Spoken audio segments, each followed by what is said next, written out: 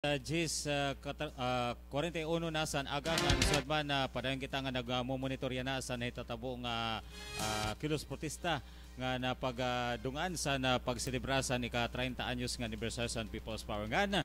Adi pamatian ta nabalik nato na partner sila Jo Perfecto. Mo pa nga aga si Rotro.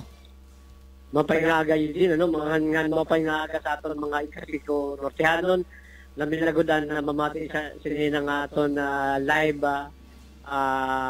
coverage din sa buong tusang Palapag, mayunong sa na pag celebration 30 anyos nga anibersaryo sa people power nga makasakayan natin yun na ma-istorya, ma-interview natin ang chairman ng Appropriations Committee sa Sangguniang Bayan sa buong sa Palapag, Kunsihal Kalot. Sir, may nga aga sa Radyo Katarman, no? Nga pinamatian sa Bugos nga probinsya. Yun din na din si Kagawad Kalot. Okay mo pa nga aga Kagawad. O pa aga man sir. Imo. Sir, ini kabahin sa ni tatabo yan nga kilos protesta lida sa bungto sa na Palapag nano imo karag iga padangat na mensahe sa mga Palapag noon nga sugad man sa bugos nga probinsya sa Norte San Samar. Okay. Anak ko nila masusugad ito na ini nga mga tao nga naghimo sini nga rally tungod ito sa kanraman mga Araba nga aton nga na gobyerno, di ba? Kada artist nagtatapos ang tuig. Kinanglan ang budget aprobado na nga kung nga nito sa balaod nga before mag-end sa December. So tungod sa mga damo ang nag-uulang doon, labi na sa sulod mismo sa konseho. Kay tungod kay minority ang mga konsehal nga naabuyon para maaprobahan na budget. Maoton ang rason nga diri pa na aprobahan budget for 2016. Ramos ito na nagkasakripisyo kay una na sweldo sa mga job order kay tungod diri pa budget waray pa sina local executive ang programa liwat nga parisan mga damo ang mga nagkinahanglan natin mga sagunta mga doon o mga dapat yan na para pagtatapos ito ng mga bayan nila sa kasi na pag-ulit pero darak so diri na government diri makakapag gawa sa kwarta ordinary budget. Ini nga budget ay kumutirman sa Appropriation Committee sambulan pala Jimre naghimo na kami na kanda kami preliminary sa mga departamento. So kita kung ano ang mga pagkakagastusan kan kada department. After ito na amon pag-kondukto itong hearing, ginhimuan namo sa committee para i-presentar sa plenary doon na during sa session. In abado na ito na bugos sa committee nandun mismo sa session ng committee report. After that, following Monday, nag-division na. So, ang himo na sinali mo printer and jet himo ako si Aliputay nga pinaka-sponsorship speech pag pagkipaglabi o pag-appeal sa nga tanan nga mga membro nga kunta aprobahan na nato ang budget kay nasa sakripisyo na natong bungto. So ko i-sit aside ta ang politika. Kaya ini para inisan kadaman para sa bugos na palapag nun. Unina ang politika iba huntamanan ko ang diri kay sa sakripisyo ta ang kadaman.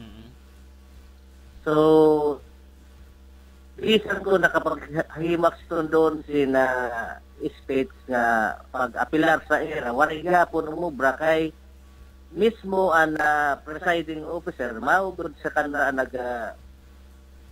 nagdidikta o salit bisan na ilkapira ko na ito for approval sa konseho pero kay tungod sina at iba nga mga konsehal nadadaraman sa dikta. Oo.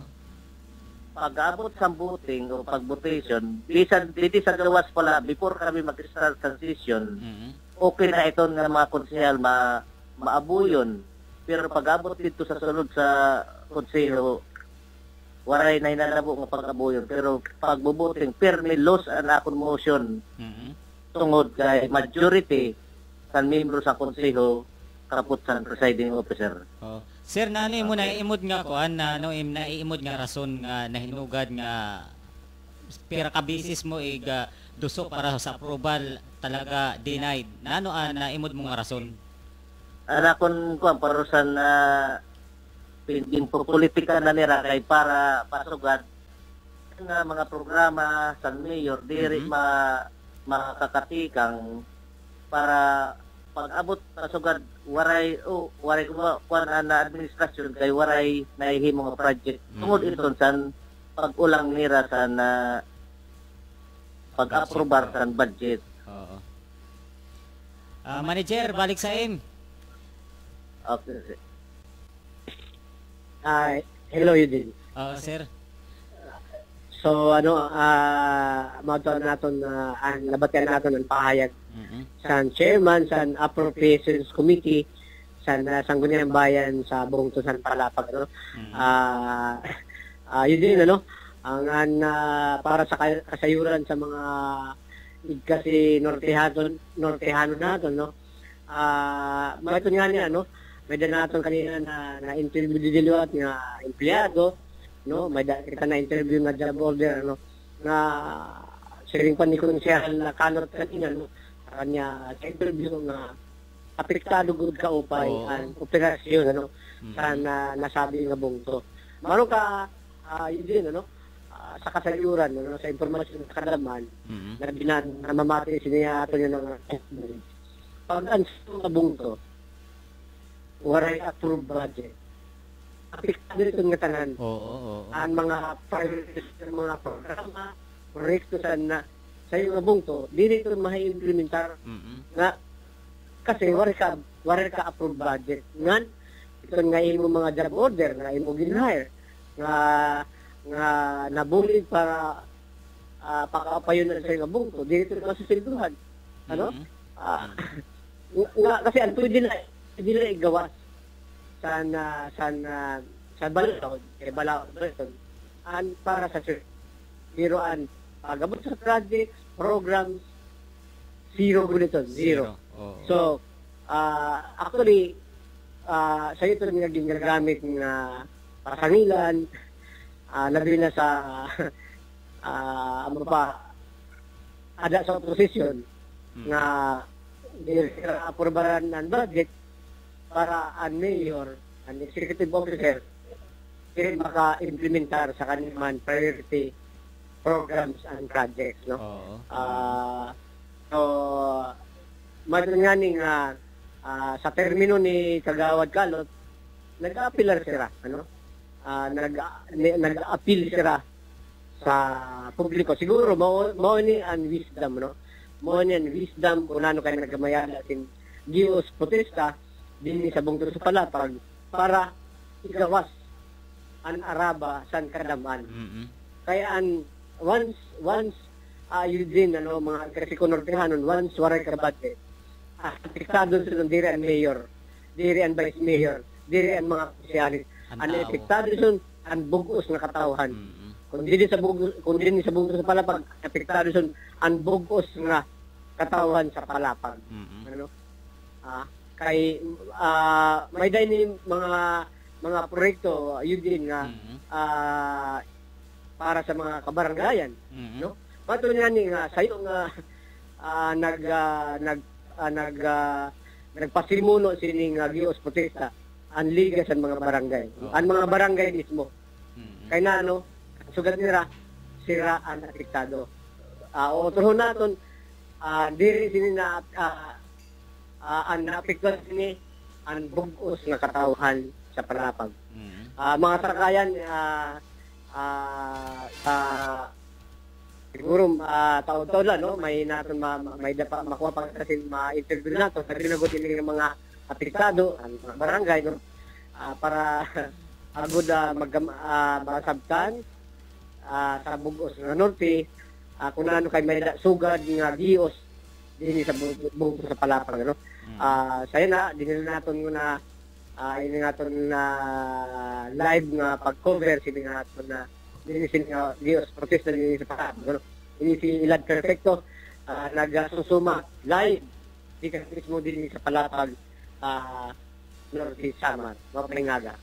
Salamat Manager Eladio Perfecto nga sugad man mga kasangkayan naton kanina naka-istorya ang una kanina si Municipal Mayor sa Napalapag si Mayor Manuel Auyang nga na kanina ginasundan sa naton na naka-istorya ang committee sa appropriation sa munisipyo sa Napalapag si Municipal Councilor Elino Calot nga kundiin nabatian niyo ang kanya pahayag nga nanon rason nga waray ka aprobahi ana sabi nga budget nga sugad man yan sa naton mga kaistorya pa mga kasangkayan na tumutok nila kami dito sa Radyo Katarman nga naparehan kita nga maghahatag sa iyo sin update kabahin sa panghitabo sa rally didto sa Bungtosan Palapag.